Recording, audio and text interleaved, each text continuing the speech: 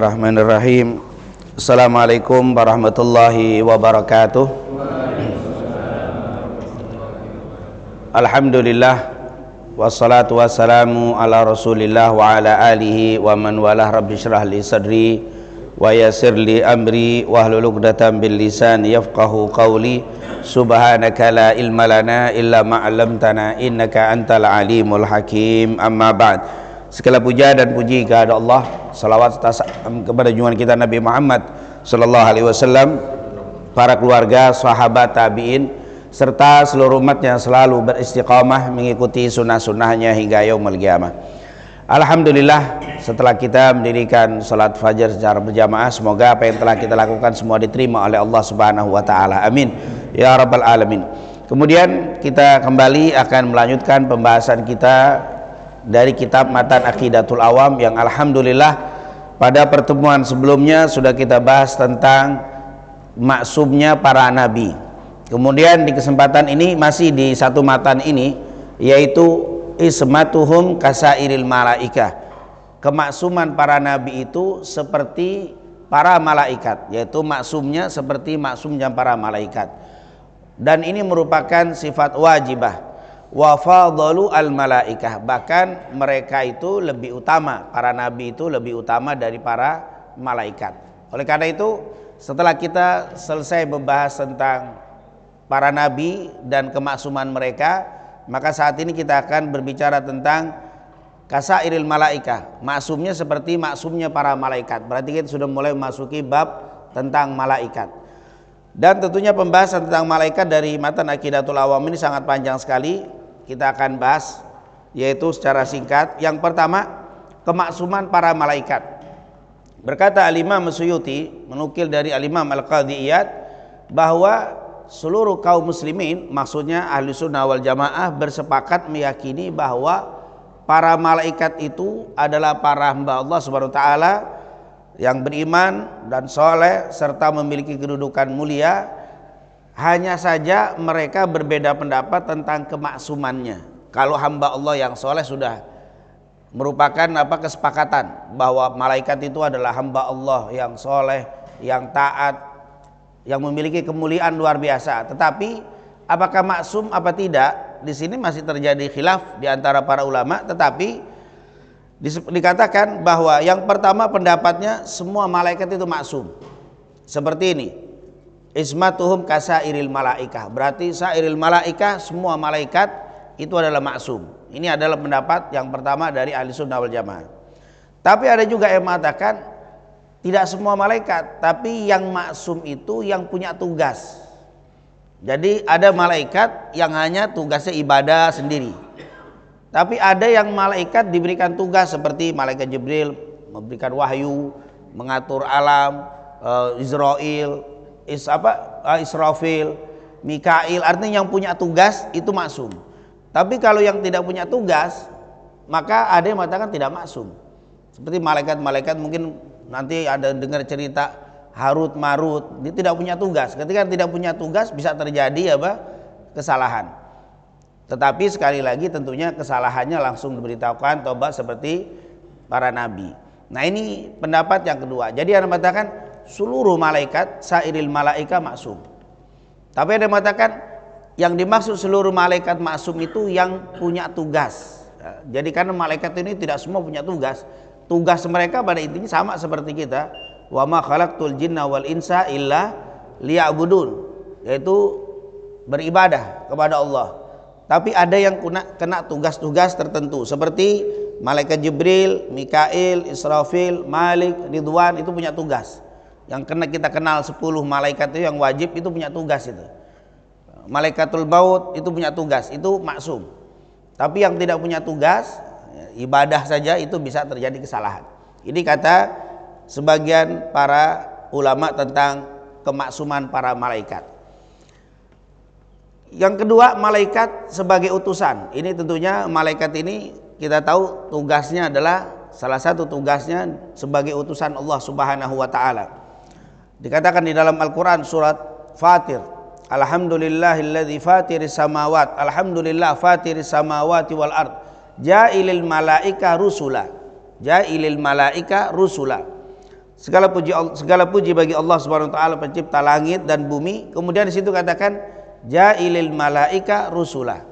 Allah telah menjadikan malaikat ini sebagai utusan-utusan, yaitu sebagai tugas yang dikasih oleh Allah Subhanahu wa taala, di antaranya adalah sebagai utusan-utusan Allah Subhanahu wa taala. Mereka uli ajnihatin masna wa thulatha wa ruba. Mereka memiliki sayap. Nanti tentunya ini pembahasan tentang fisik malaikat. Malaikat itu bersayap, ada yang 2, ada yang 3, ada yang 4. Bahkan dalam riwayat nanti kita akan ceritakan malaikat Jibril pernah menampakkan wujud aslinya kepada Rasulullah. Rasulullah melihat ada 600 sayap. Di dalam kitab Al-Manawi, dalam kitab Faidul Qadir disebutkan, aku pernah melihat malaikat Jibril bentuk aslinya memiliki 600 sayap. Satu sayapnya memenuhi ufuk, yaitu jangan dibayangkan kalau cerita alam-alam itu sudah imani aja.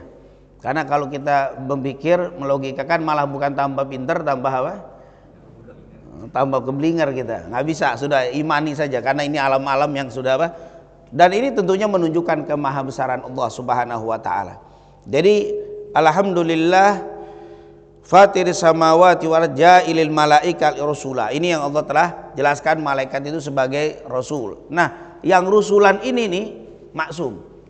Yang rusul, yang diutus, ada yang diutus sebagai pembawa wahyu, ada yang diutus sebagai pencabut nyawa, ada yang diutus untuk meniup sangkakala. Itu maksum semua itu, yang rusula itu. Tapi yang tidak rusula itu bisa terjadi. Bisa terjadi apa? Kesalahan. Nah, ini dikatakan ja'ilil malaika rusula, ini yang disebut merupakan sama seperti kita. Yang utusan-utusan Allah para nabi itu maksum. Tapi yang bukan rasul ini bisa terjadi apa? Kesalahan. Nah, tapi bedanya malaikat, tidak ada yang kesalahan kayak kita. Kalau kita kadang salah anteng dengan kesalahannya. Ditegur malah tidak berubah. Kalau malaikat langsung berubah. Nah, tapi artinya seperti para nabi yang rasul itu semua maksum, begitu juga malaikat yang rasul itu maksum. Tapi yang tidak rasul, yang tidak punya tugas, tidak jadi utusan Allah, tidak maksum. Ini pendapat, dan pendapat-pendapat seperti ini tentunya terjadi di zaman dulu dan zaman sekarang. Tapi hebatnya zaman dulu itu mereka menghargai perbedaan dan tidak mengklaim yang paling benar. Nah, sekarang kan jadi masalah berbeda, susah menerima perbedaan, bahkan mengklaim yang paling benar. Ini yang harus kita rubah. Nah, insya Allah kita bisa menjadi pengikut salaf. Ulama-ulama salaf itu hebat. Mereka berbeda, tapi mereka tidak pernah mengklaim yang paling betul, apalagi sampai menyalahkan yang lainnya. Hanya mungkin pendapat saya anggap yang mendekati kebenaran, rajih, yang lebih kuat. Tapi boleh saja berpendapat seperti itu, tapi tidak boleh menyalahkan yang lain. Seperti kalau kita belajar tentang 4 madhab itu berbeda yang luar biasa. Tapi tidak pernah kita dengar Imam Malik misalkan menyalahkan Imam Abu Hanifah, atau Imam Abu Hanifah menyalahkan Imam Malik, atau Imam Syafi'i menyalahkan Imam Abu Hanifah dan Imam Malik, atau Imam Ahmad menyalahkan Imam Syafi'i dan seterusnya. Semua mereka berjalan dengan pemahamannya, dan itulah keluasan yang diajarkan di dalam Islam. Bukan hanya dalam fikih, bahkan di dalam bab-bab seperti ini pun masih terjadi perbedaan.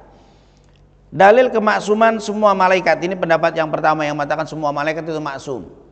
Nah, ini dalilnya, dan ini tentunya yang dipegang oleh Al-Imam Zarnuji, karena dia bilang bahwa ismatuhum kasairil malaikah, berarti pendapat pengarang kitab, yaitu kitab Aqidatul Awam, berpendapat bukan hanya rasul dari malaikat saja yang maksum, tapi seluruh.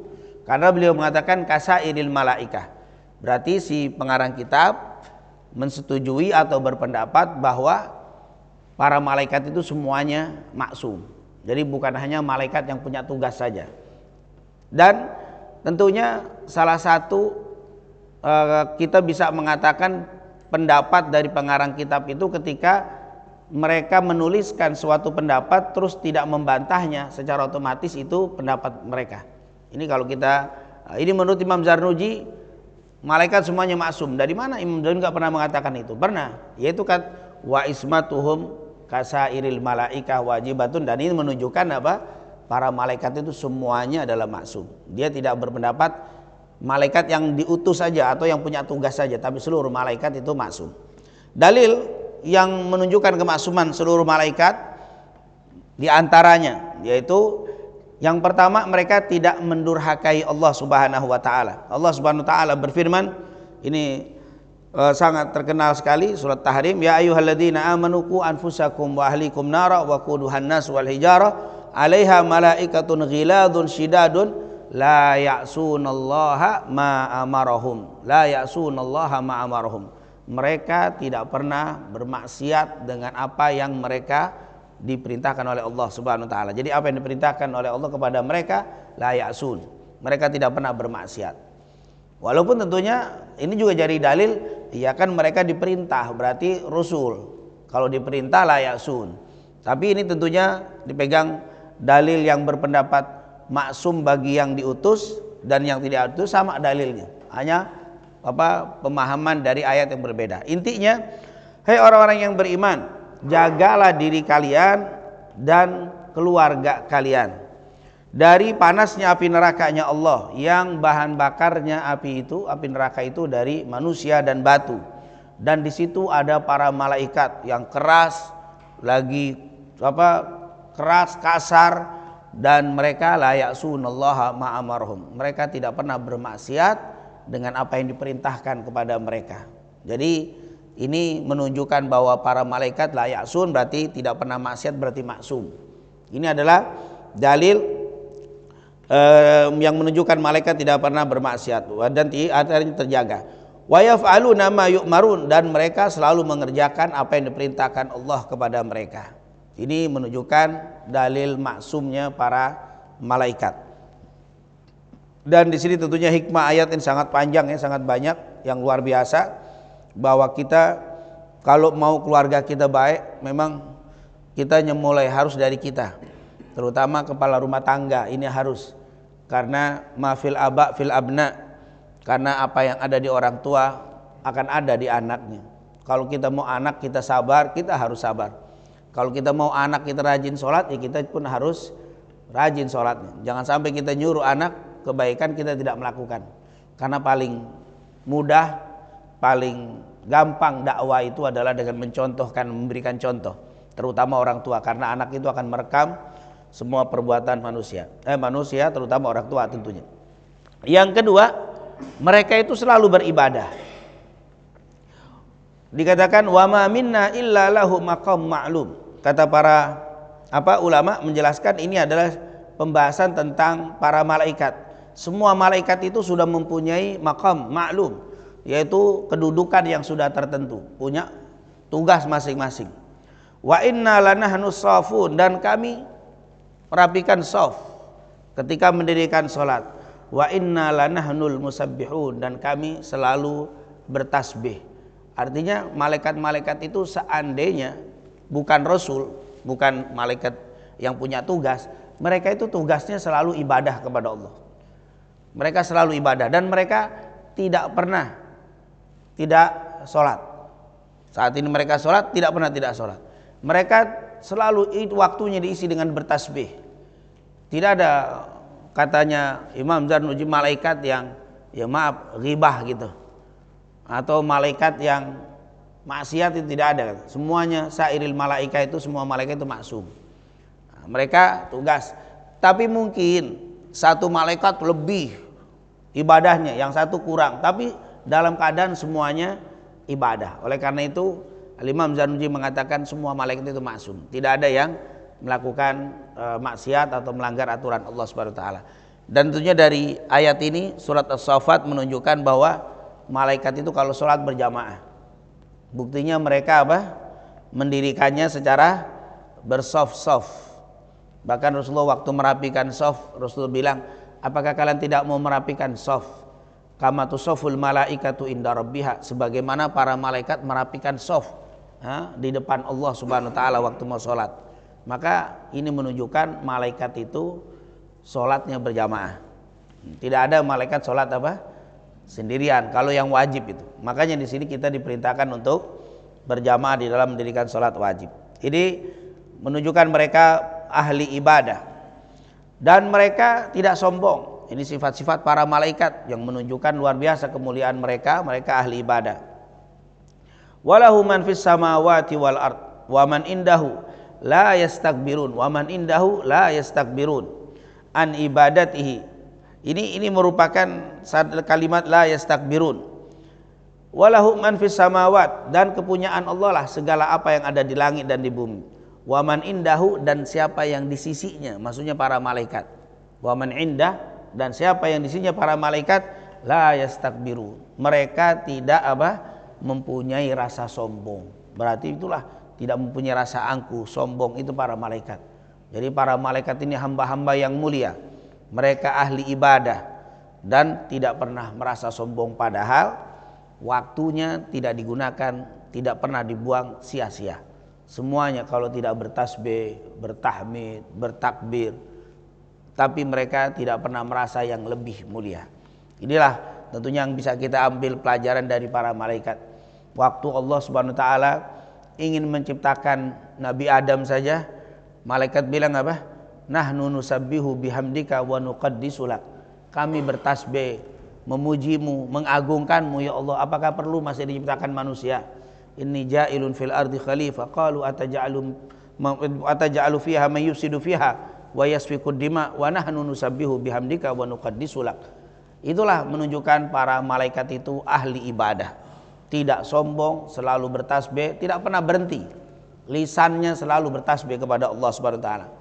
Sebenarnya nanti kalau kita membahas tentang arkanul iman, tentang rukun-rukun iman, ketika membahas tentang iman kepada malaikat itu bukan hanya mengikrarkan di lisan, bukan hanya menetapkan dalam hati, tapi juga yaitu amalu bil arkan, harus mencontoh. Nah, karena semua iman begitu, iman sama Nabi juga begitu, bukan hanya percaya, bukan hanya meyakini secara lisan, secara hati, tapi juga harus amalu bil arkan, menunjukkan dengan contoh, mengikuti. Sebagai tanda keimanan sama Nabi, dia mengikuti Nabi. Sebagai tanda keimanan kepada malaikat, dia akan mengikuti malaikat. Malaikat punya sifat tadi, tidak bermaksiat, la ya'sun, kemudian la yastakbirun, tidak sombong, dos yusabbihun, mereka bertasbih. Jadi tanda-tanda orang beriman itu dia akan menjaga sholat berjamaah. Itu tanda iman sama malaikat. Tanda orang beriman kepada malaikat, mereka suka bertasbih, bertahmid. Tanda iman kepada malaikat, mereka tidak memiliki sifat sombong atau berusaha untuk menghilangkan kesombongan. Dan mereka tentunya hamba yang mulia. Bi aidi safarah kiramim bararah. Ini tentunya adalah cerita atau membahas tentang malaikat, bahwa para malaikat itu yaitu yang punya tugas menulis, kiramim bararah, yaitu mereka adalah makhluk-makhluk Allah yang mulia lagi berbakti. Artinya tidak pernah maksiat dan dia berbakti. Ini kalau kita perhatikan kata para pendapat yang mengatakan yang punya tugas maksum, dalilnya ini. Dia kan punya tugas, masih pasti tidak pernah salah, tidak pernah maksiat ini. Tapi kalau yang pendapatnya semua malaikat juga umum, karena sini semua disebutkan tentang para malaikat yang sangat luar biasa semuanya. Kemudian para malaikat itu adalah makhluk yang suci, la yamassuhu illal mutahharun. Ini ketika berbicara tentang Al-Qur'an, la yamassuhu, tidak ada yang menyentuhnya, yaitu Al-Qur'an. Dhamir haknya di sini kembali kepada Al-Qur'an. La yamassuhu, tidak menyentuhnya Al-Qur'an itu illal mutahharun, kecuali al-mutahharun dikatakan oleh para mufassir para malaikat. Tapi Ibnu Taimiyah sendiri setelah menafsirkan ayat ini, tapi walaupun turunnya waktu itu untuk malaikat, tapi ini juga berlaku untuk selain malaikat. Makanya yang menyentuh Al-Qur'an harus suci. Itu dalilnya la yamassuhu illal mutahharun. Al-ibrah bi umumil lafzi la bi khususis sabab.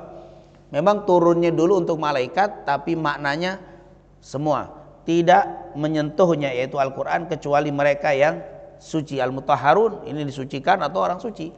Jadi sini turunnya kata Ibnu Taimiyah dulu malaikat membawa Al-Qur'an kepada Nabi adalah suci. Tapi kata beliau ini juga berlaku untuk kita. Ketika dalam keadaan kotor kita tidak boleh menyentuh Al-Qur'an. Yang pertama haid, nifas, ini tidak diperbolehkan. Kadang-kadang ada orang yang berpendapat, Ustaz, kalau haidnya itu 2 minggu atau 2 pekan, atau nifas mungkin 40 hari, tidak menyentuh, tidak membaca Al-Quran, nanti hatinya mati. Enggak, hati mati itu kalau tidak punya udzur. Jangankan baca Quran, orang nggak sholat aja selama nifas nggak mati hatinya. Padahal kalau orang normal nggak sholat 40 hari mati itu, karena istiqomah 40 hari. 40 hari itu nomor atau angka atau usia mantep itu.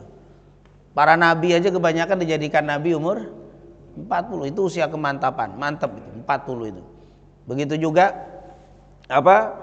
kalimat arba'in itu banyak, bahkan di dalam Al-Quran pun disebutkan usia 40 itu adalah usia yang matang. Orang yang melakukan 40 itu disebut sudah mantep. Di dalam hadis riwayat Imam Tirmidzi, man shalla fi masjid hadza arba'ina salatan. Dalam hadis, siapa yang sholat 40 waktu di masjidku ini, di Masjid Nabawi, 40 waktu, bukannya 40 hari, 40 waktu. Kutibat lahu bara'atan, dituliskan baginya 2 pembebasan, yaitu bara'ah minan nifaq wa bara'atu minan nar. Ini ada siapa yang sholat di masjidku 40. Walaupun hadisnya masih terjadi khilaf tentang kesahihannya, tapi ada kalimat man shalla fi masjidi hadza arba'ina salatan, yaitu 40 waktu. Kalau di luar Masjid Nabawi, siapa yang sholat 40 hari, itu siapa? Di dalam masjid kita, siapa yang sholat di masjid ini, masjid manapun, 40 hari, la yafutuhu, tidak terlewatkan baginya at-takbiratul ula, takbir yang pertama, artinya dari awal, tidak lewat 1 rakaat full, setiap hari selama 40 hari, kutibat lahu bara'atan, sama, dituliskan baginya 2 pembebasan, bebas dari nifak dan dari api nerakanya Allah. Istiqomah 40 hari tidak putus.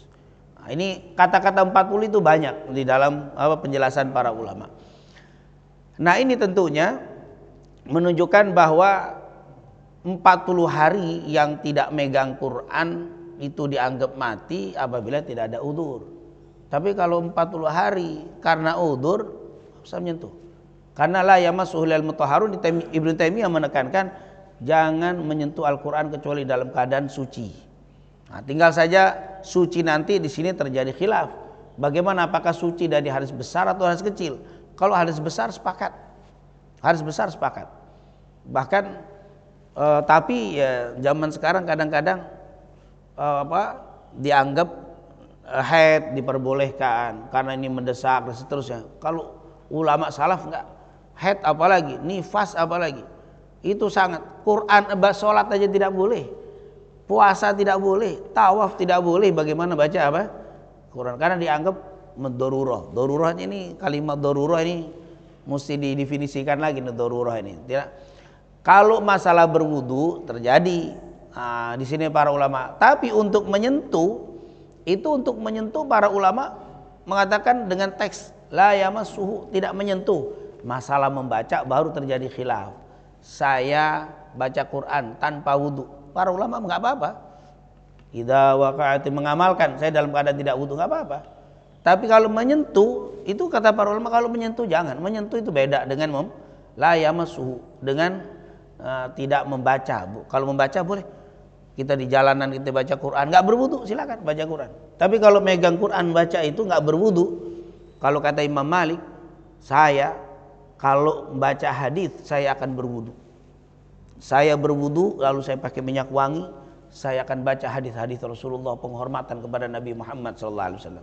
Nah, tentunya kalau hadisnya saja kayak begitu, bagaimana dengan Qurannya? Nah, ini tentunya Nah, nanti kalau menyentuh Quran dalam haid dan nifas, itu jumhur, kalau para ulama ahli sunnah bilang nggak boleh menyentuh.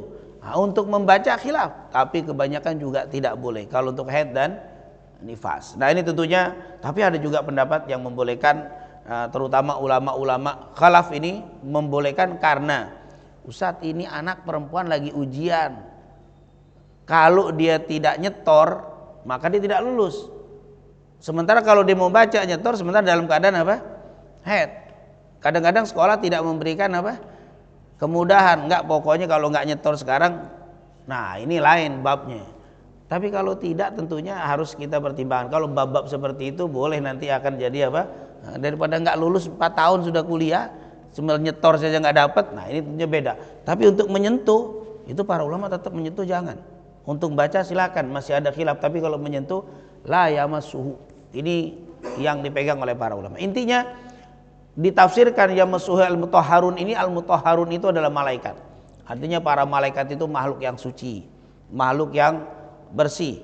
Tentunya nanti kita akan belajar tentang fisik malaikat, maaf ya, tidak buang hajat kecil, tidak buang kecil ya. Tentunya tidak junub, itu adalah suci, itu para malaikatnya Allah.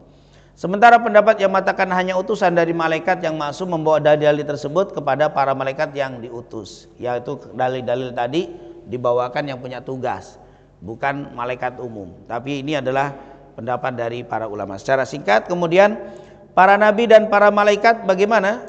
Sepakat seluruh ulama, Rasul sallallahu alaihi wasallam, nabi kita Nabi Muhammad lebih utama dari seluruh malaikat. Sepakat, tidak ada khilaf. Nabi kita afdal, lebih mulia minal malaika, min sairil malaika, hatta malaikat Jibril.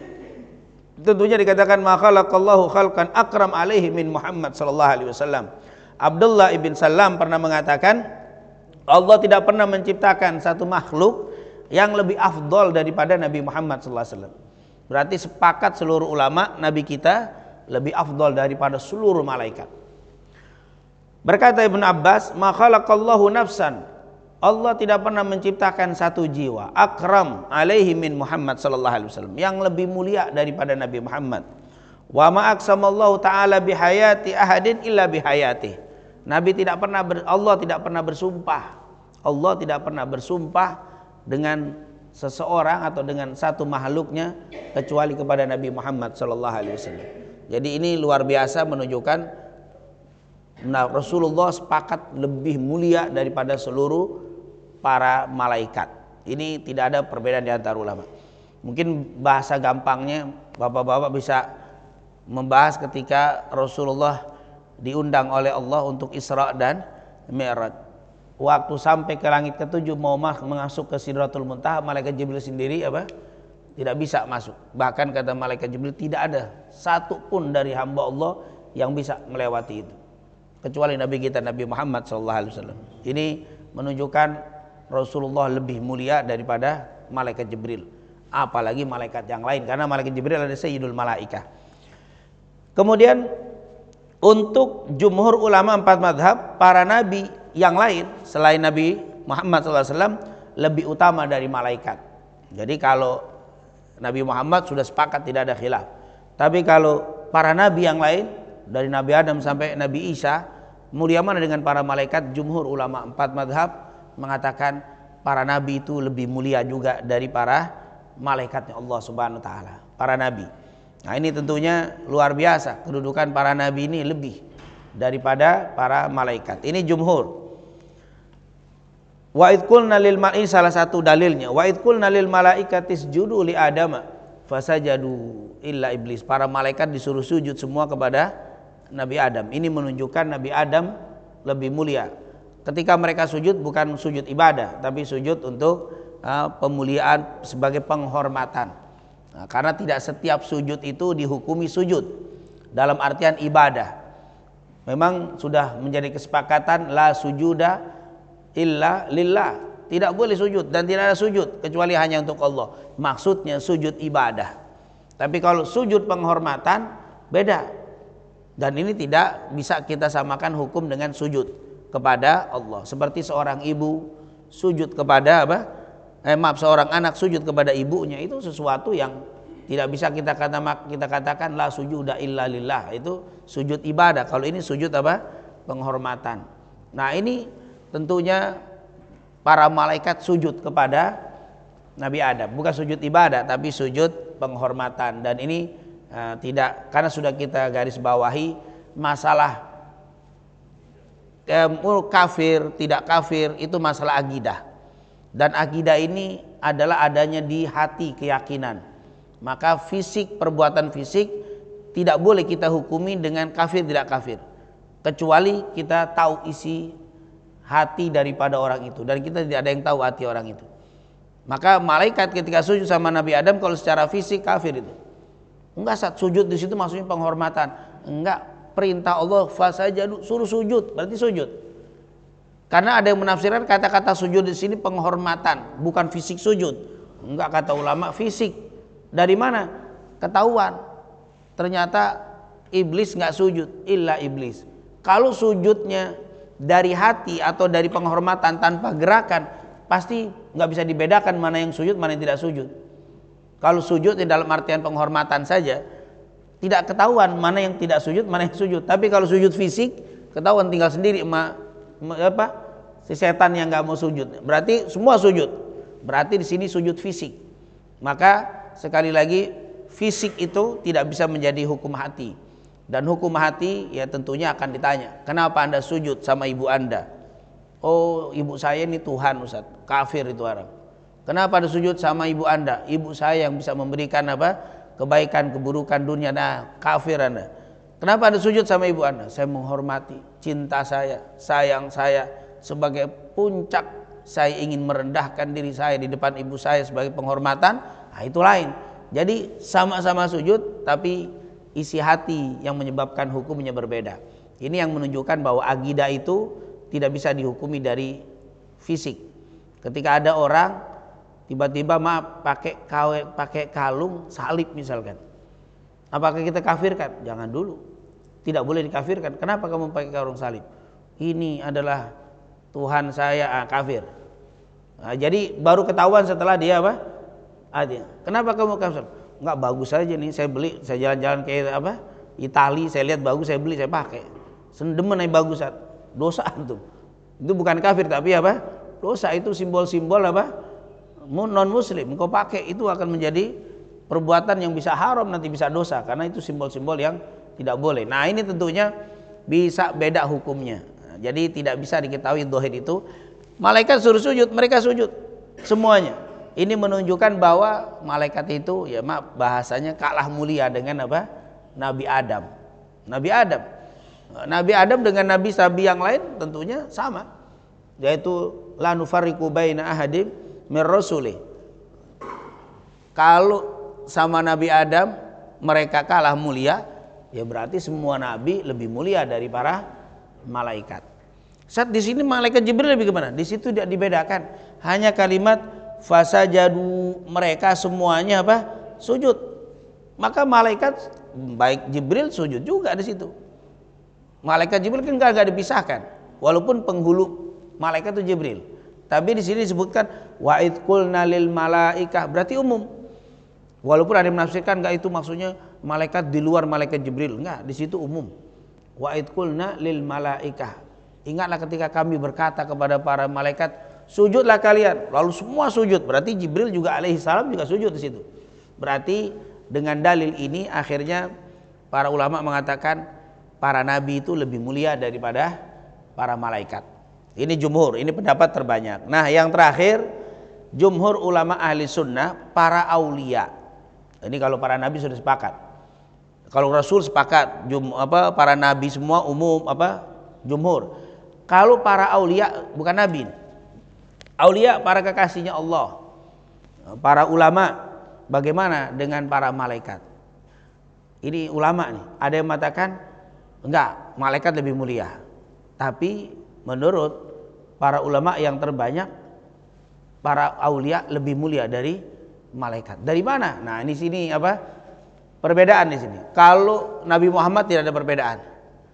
Kalau para nabi dibanding para malaikat terbanyak malaikat. Tapi kalau di sini berbeda, ini seru ini di sini bab ini.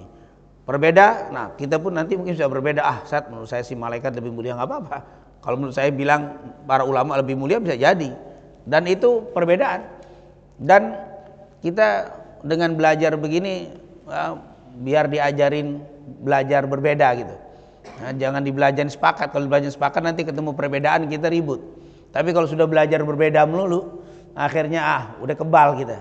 Perbedaan ini harus dikebalkan. Maksudnya biar kita biasa berbeda pendapat. Nah ini, tapi bukan terbiasa di dalam yang sepakat ya. Ini di masalah-masalah seperti ini. Masalah Nabi Muhammad tidak perlu berbeda, sepakat. Masalah para aulia, para nabi, jumhur sudah. Nah yang imbang begini nih seru, kalau apa? Karena ada juga orang yang demen kalau nggak berbeda nggak seru nih. Bahkan ada yang bilang kita sepakat untuk berbeda, sepakatnya untuk berbeda. Nah ini tentunya kita di dalam bab-bab yang memang apa memungkinkan untuk terjadi perbedaan, kita siap berbeda. Nah di sini perbedaannya seperti siapa? Luqman Al-Hakim. Luqman itu kan bukan nabi. Luqman Al-Hakim bukan nabi.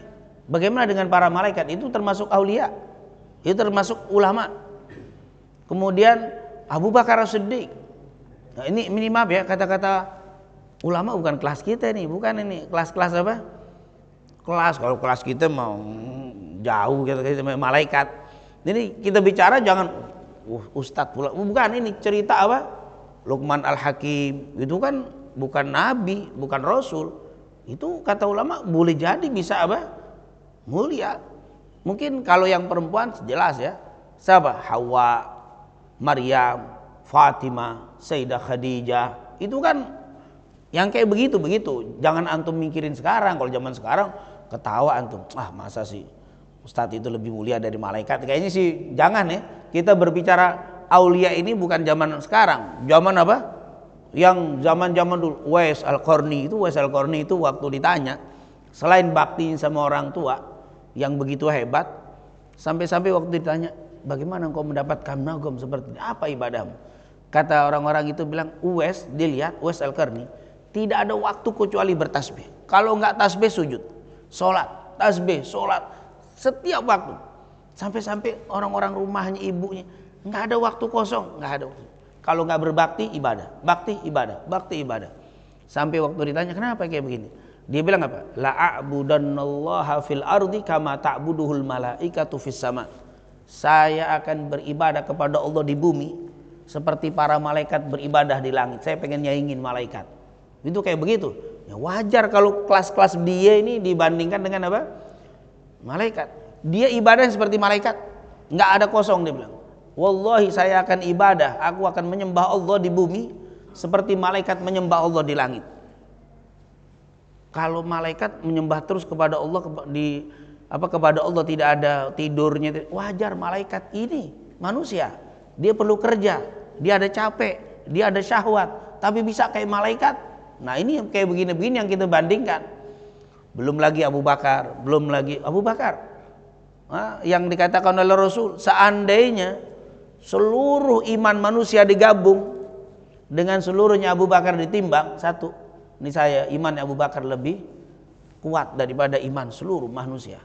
Ini kayak begini dibandingkan malaikat, lebih mulia mana ini? Maka sebagian ulama ahli sunnah mengatakan para aulia, para ulama itu lebih mulia dari malaikat. Jadi kata-kata para ulama, para aulia itu orang-orang apa? Sayyidah Khadijah, saya nggak kenal Khadijah radhiyallahu anha, yang dari kaya raya habis semuanya untuk menyokong dakwah Nabi Muhammad sallallahu alaihi wasallam. Bahkan Khadijah sampai-sampai pernah sekali waktu Rasulullah sedang duduk dengan Khadijah, tiba-tiba malaikat Jibril ngasih wahyu datang. Ya Rasul, ya Muhammad, itu Khadijah mau ngeluarin makanan, lagi siap-siap lagi ngeluarin makanan. Terus Allah kirim salam sama Khadijah. Itu hadis yang sahih bahwa Rasulullah bilang, ya Muhammad, Allah kirim salam sama Khadijah. Dan nanti kalau sudah disampaikan, salamku juga untuk dia. Kita kirim salam dari Lurah aja girang. Ini Allah kirim salam. Ini kelasnya, ya bukan malaik, bukan nabi ini, tapi kelasnya apa? Kelasnya luar biasa. Mungkin pernah dengar cerita Sayyidina Utsman. Rasulullah tuh kalau sedang capek, lelah, kadang-kadang diambil air, ditaruh di bak gitu ya, air hangat, kakinya sudah dimasukin tuh. Dia duduk sambil merendam apa? Kakinya dengan air hangat. Ada yang sebagian kata pakai garam, ada yang enggak, pokoknya air hangat lah. Saya enggak tahu pakai garam apa enggak itu ya. Tapi pokoknya apa? Duduk begitu. Nah ini bajunya maaf, gomisnya dinaikin sedikit kan supaya enggak basah. Tok, assalamualaikum. Ternyata Abu Bakar Siddiq. Kata Aisyah siapa? Kata Rasulullah ada Aisyah siapa? Abu Bakar Rasul. Minta izin masuk. Fadhal masuk dia. Abu Bakar duduk sebelahnya. Rasulullah masih berendam kaki. Enggak lama tok assalamualaikum. mau siapa lagi? Umar. Mau masuk? Silakan masuk. Duduk. Yang ketiga, Assalamualaikum. Waalaikumsalam. Kata Rasulullah. Utsman, tunggu dulu. Baknya diminggirkan dulu. Dia bajunya diturunkan, dia rapi dulu. Masuk Sayyidina Utsman. Aisyah ngeliatin, tumben ini. Abu Bakar dia tetap apa? Berendam. Umar tetap berendam. Utsman dirapikan. Setelah dia pulang ditanya, ya Rasulullah, kenapa dengan Utsman? Kok beda? Bagaimana aku tidak malu sama Sayyidina Utsman? Aku dapat berita dari malaikat Jibril, semua malaikat malu sama Sayyidina Utsman.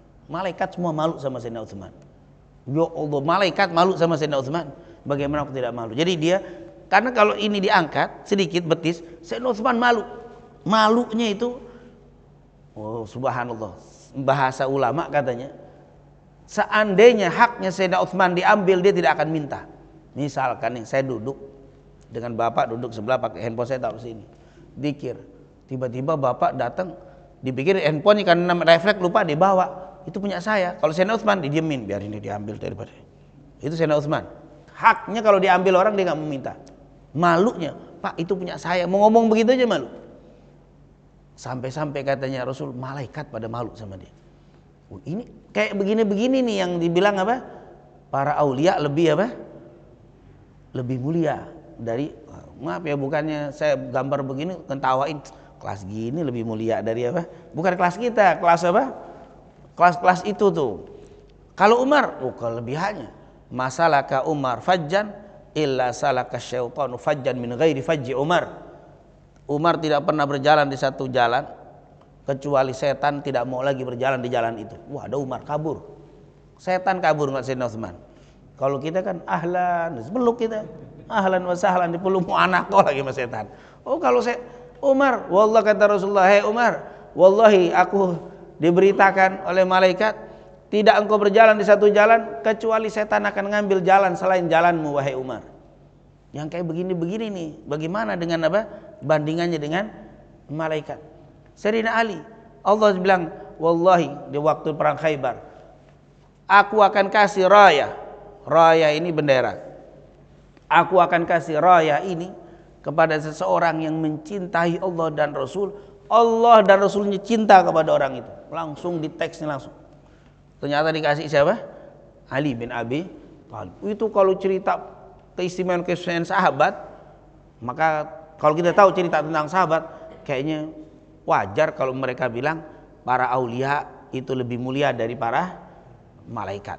Nah, ini kata-kata di sini para aulia, kekasih Allah dan ulama, yaitu lebih mulia dari para malaikat. Di antaranya dalilnya, yang pertama, malaikat itu ibadah, tetapi mereka tidak memiliki hawa nafsu, tidak makan dan minum, makanya mereka bisa i'tikaf sampai malam bisa, karena nggak perlu mikirin makan minum, keluarga nggak punya. Tapi ini masih bisa i'tikaf, masih bisa ibadah, padahal dia perlu makan, dia perlu minum, keluarga masih ada, tapi masih beribadah. Ini hawa nafsu, bisa menahan syahwat, sementara malaikat ya memang nggak punya syahwat. Jadi itulah dalil yang mengatakan para ulama, para aulia itu lebih mulia dari malaikat. Ada beberapa ibadah yang tidak dilakukan oleh malaikat tapi dilakukan oleh manusia. Sedekah misalkan, malaikat kan nggak bisa sedekah, kita bisa sedekah. Ada ibadah-ibadah, bahkan istighfar, karena malaikat tidak pernah terpleset melakukan dosa, sementara manusia bisa terpleset dosa. Waktu dosa di istighfar bukannya hanya diampuni, innallaha yuhibbu at-tawwabin, Allah cinta kepada yang bertaubat. Oleh karena itu para ulama bilang Nabi Adam itu di sorga, ketika dia makan buah dia turun, setelah itu dia beristighfar, Rabbana dzalamna anfusana, terus naik lagi ke sorga. Kata ulama, sorga yang pertama sama sorga yang kedua tinggi mana? Kata ulama, Nabi Adam lebih mulia lagi setelah masuk sorga yang kedua. Kenapa? Karena di situ ada istighfarnya, Rabbana dzalamna anfusana wa illam taghfir lana wa tarhamna lanakunanna. Sementara surga yang pertama nggak ada istighfar karena nggak pernah terus berbuat salah. Ternyata itu juga yang nggak ada di malaikat. Jadi ada ibadah-ibadah yang memang tidak ada di malaikat. Terutama sedekah, istighfar dan beberapa. Kalau salawat mereka bersalawat. Innallaha malaikatahu yusholluna 'alan nabi. Tasbih tahmid mereka bertasbih. Kita sholat mereka sholat. Jadi tapi ada beberapa ibadah yang tidak ada. Tentunya tambahan ibadah itu menambahkan kemuliaan untuk manusia. Dan yang ketiga, para malaikat menyambut mereka di dalam surga ini menunjukkan mereka menyambut. Yang namanya nyambut berarti sama Allah disuruh nyambut, berarti malaikat kalah mulianya dengan apa? Manusia. Ketika manusia masuk ke dalam apa? Surga. Dikatakan di sini wal malaikat, dikatakan di sini apa? Jannatu adnin yadkhulunaha wa man salaha min abaihim wa azwajihim wa dzurriyyatihim wal malaikatu yadkhuluna alaihim min kulli bab. Malaikat apa? Berdiri semua, masuk di dalam semua pintu-pintu itu sambil mengatakan salamun alaikum bima sabartum fa ni'ma uqbaddar. Mereka menyambut orang-orang yang masuk itu di pintu-pintu surga sambil mengatakan salamun alaikum, keselamatan untuk kalian, bima sabartum, dengan apa yang telah kalian sabar menjalaninya. Disambut kita, berarti mereka seperti apa? Kalah magomnya dengan manusia. Manusia waktu masuk itu disambut oleh Allah, tugaskan para malaikat untuk disinilah kata para ulama berarti manusia ini lebih mulia daripada malaikat. Tapi kata-kata manusia dengan tanda apa? Tanda kutip ya. Kata Ibnu Taimiyah, wa hadza huwal masyhur indal muntasibina ila sunnah min ashabil a'immatil arba'ah. Ini adalah pendapat yang masyhur dari orang-orang yang ahli di dalam sunnah, dalam hadis, di dalam Islam, dari para imam-imam 4 terutama, wa ghairihim, dan yang lainnya, wa huwa annal anbiya'a wal auliya'a afdalu minal malaikah, bahwa para nabi dan para aulia afdal, lebih mulia dari para malaikat. Ini Ibnu Taimiyah mengatakan seperti itu. Jadi disebutkan dalam Majmu' Fatawa halaman sekian jilid sekian. Intinya itu adalah luar biasa. Tetapi kata-kata aulia itu para ulama, para aulia, para orang-orang soleh. Nah ini luar biasa. Insya Allah Allah Subhanahu Wa Taala memasukkan kita termasuk orang-orang yang dimuliakan oleh Allah Subhanahu Wa Taala, dan insya Allah kita diberikan keistiqomahan oleh Allah untuk terus melaksanakan, menjalankan apa yang diperintahkan Allah dan menjauhi larangan Allah Subhanahu wa taala. Amin ya rabbal alamin. Rabbana taqabbal minna innaka antas samiul alim wa tub alaina innaka antat tawwabur rahim. Allahumma inna nas'aluka ilman nafi'an wa rizqan thayyiban wa amalan salihan maqbula. Wa sallallahu ala sayidina Muhammadin wa ala alihi wa sahbihi wasallam. Walhamdulillahi rabbil alamin. Subhanakallahumma wa bihamdika asyhadu an la ilaha illa anta astaghfiruka wa atubu ilaik. Lebih kurangnya, wassalamualaikum warahmatullahi wabarakatuh.